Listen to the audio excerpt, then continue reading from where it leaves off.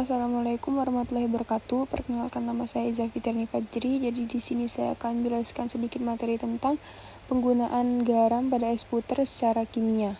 Titik beku larutan. Secara kimia, garam berfungsi untuk menurunkan titik beku atau freezing point diffusion larutan air. Air murni membeku pada suhu 0 derajat Celcius atau 273,15 Kelvin. Tapi ketika garam seperti NaCl, CaCl2 dilarutkan dalam air, molekul atau ion garam akan mengganggu pembentukan struktur kristal es, sehingga air membutuhkan suhu yang lebih rendah untuk membeku. Proses penggunaan garam dalam es puter. Yang pertama, larutan garam di luar wadah es. Garam ditambahkan ke air yang mengelilingi wadah yang berisi campuran bahan es puter, air, gula, rasa. Yang kedua, penurunan suhu lingkungan. Larutan garam yang terbentuk memiliki titik beku lebih rendah dari 0 derajat Celcius. Misalnya, larutan NaCl 23,3% membeku pada min 21,1 derajat Celcius.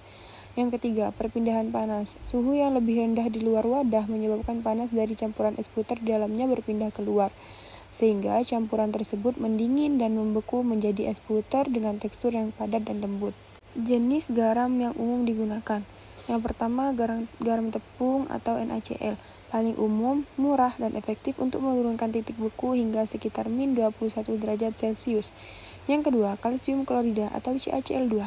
Lebih efektif daripada NaCl karena menghasilkan lebih banyak partikel.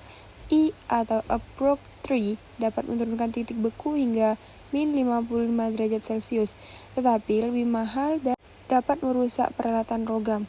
Yang terakhir yaitu garam baking soda atau NaHCO3, kurang efektif, jarang digunakan secara tunggal, seringkali campuran dengan NaCl.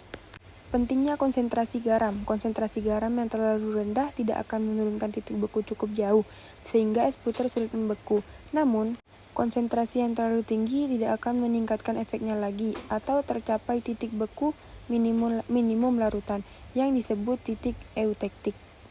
Kesimpulannya di sini yaitu, penggunaan garam dalam es puter berlandaskan prinsip depresi titik beku koligatif, atau garam yang dilarutkan dalam air mengganggu pembentukan struktur kristal es, sehingga larutan air garam memiliki titik beku lebih rendah dari air murni.